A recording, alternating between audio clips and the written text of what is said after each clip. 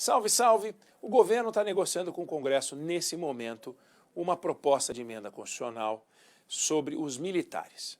Os militares, durante muito tempo na nossa história, foram personagens centrais da política. E de 1985 para cá, eles se concentraram naquilo que é a missão constitucional deles. Mas de 2018, com a eleição, com a campanha eleitoral de Jair Bolsonaro e no governo Bolsonaro, os militares ocuparam muitos postos no governo. Foram centenas de militares indo ocupar postos no governo e isso acabou contaminando um pouco a imagem das Forças Armadas, de uma maneira injusta, porque os militares que fizeram alguma coisa errada, uma lambança, foram maus ministros, eles são militares que foram maus ministros, tem também os civis que foram maus ministros, O ministro da Saúde, por exemplo, Eduardo Pazuello, general, foi um mau ministro da Saúde, mas você também teve ministros civis que foram péssimos ministros em outras pastas. Isso não condena os civis, como o desempenho do Pazuello não condena os militares. Ainda assim, para evitar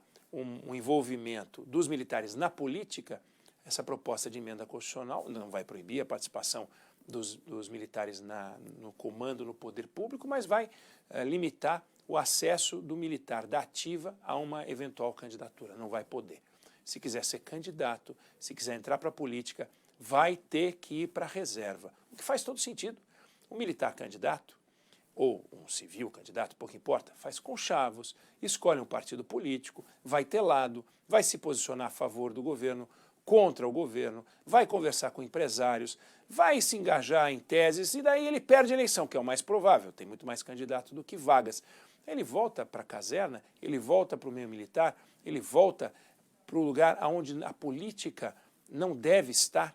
Então, é melhor que o militar, quando pensar em ser candidato, ele tenha que ir para a reserva. Essa é a PEC que está sendo negociada.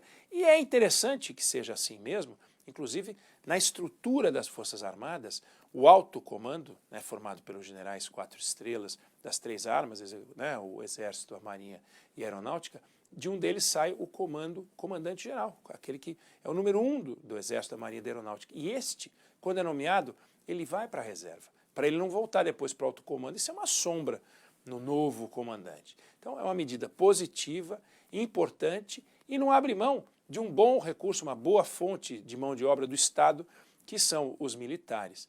É uma decisão importante que vai ser tomada, a gente vai acompanhar, porque a PEC está ainda em negociação, não seguiu ainda para o Congresso. A gente volta a falar disso ainda.